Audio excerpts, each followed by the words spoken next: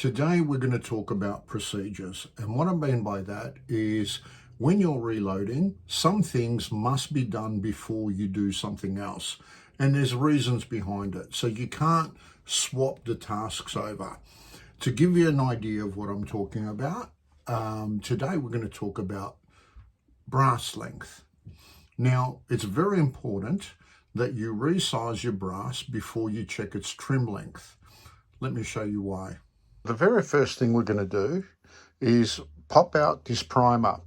Now, we only have to do that when we're testing our die to make sure that we're bumping back the shoulder enough.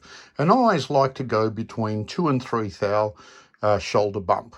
So we'll start with popping out that primer.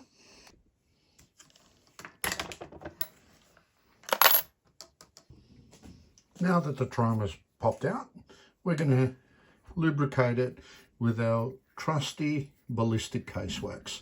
Make sure that we get the neck nice and slippery there. Now what we're going to do is we're going to zero in our brass for our shoulder bump.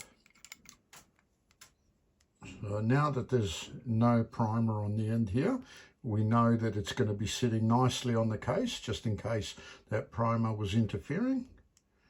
And when we get it down to this lowest number, we'll zero it and we'll give the brass a spin. Yep. Always important to give the brass a spin.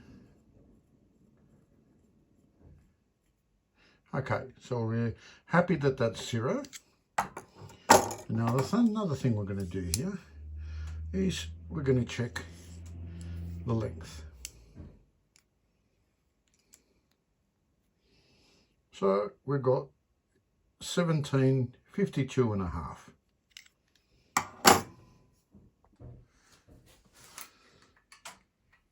In the press we go. Got a beautiful shoulder bump there. Let's do some measurements. Back on the bench with the verniers. And we've got our perfect 2 thou shoulder bump. And let's measure the case. 1758.